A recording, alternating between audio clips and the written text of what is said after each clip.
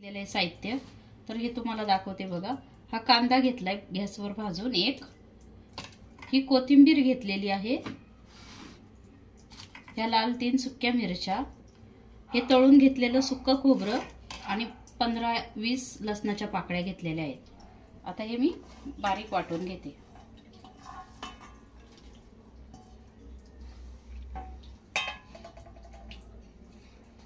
हे 1 इंच आलं, सगळे तुकडे करून घेतलेत मी पहा।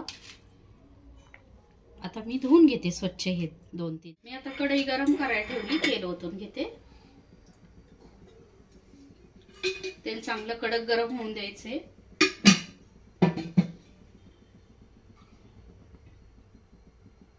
आणि तेल तापल्यावर आपण पहिल्यांदा टाकणार आहे कढीपत्ता,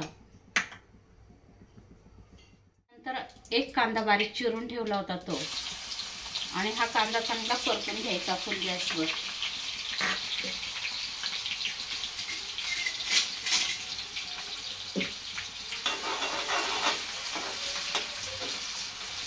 ह्या अशा पद्धतीने तुम्ही बांगड्याचं कालवण करून बघा। कांदा चांगला लाल होऊन दिला की आपण त्यामध्ये टाकणार आहे आता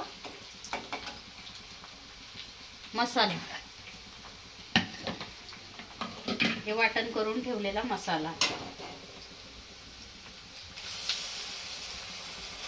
आणि मसाला चांगला परतून घ्यायचा आहे, मस्त तेल सुटेपर्यंत परतून घ्यायचा।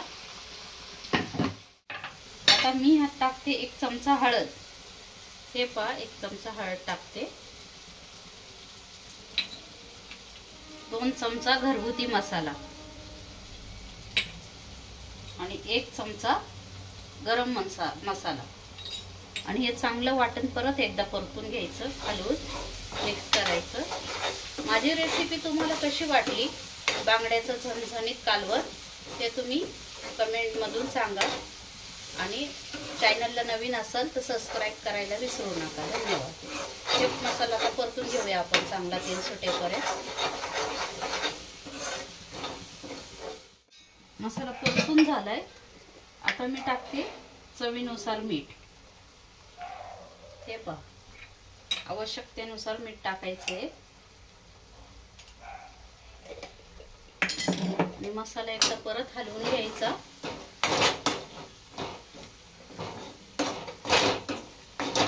आणि आता आपण सोडणार आहोत बांगड्याचे तुकडे त्यात।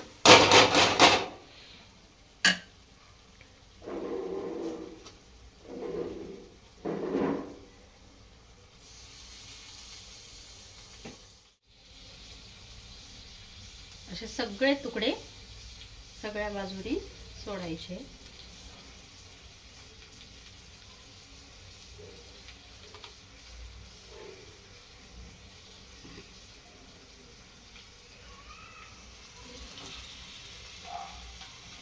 आणि हलक्या हाताने वर खाली एकदा करून घ्यायचे, एकदम हलक्या हाताने।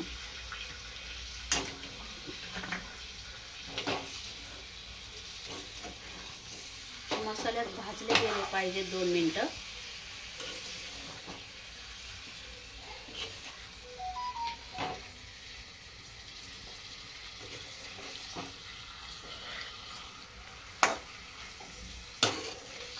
परतून झालेत मसाल्यामध्ये, आता आपण पाणी टाकूया। तुम्हाला जेवढं पाणी लागतंय तेवढं तुम्ही टाकू शकता, पण मी पातळ रस्सा करणार आहे म्हणून मी थोडे जास्त टाकते। आणि हे परत एकदा हळूवारपणे चांगलं हलवून घ्यायचे।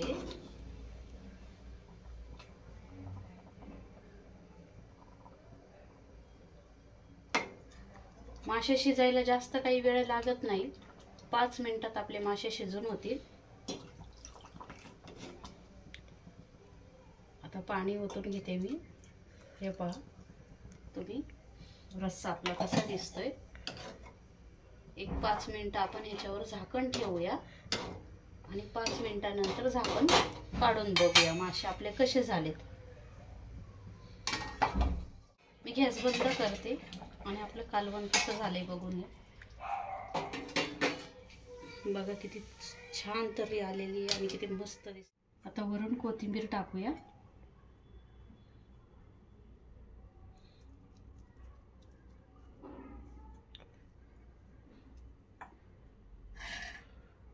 आणि काढवण काढून घेऊया आपण.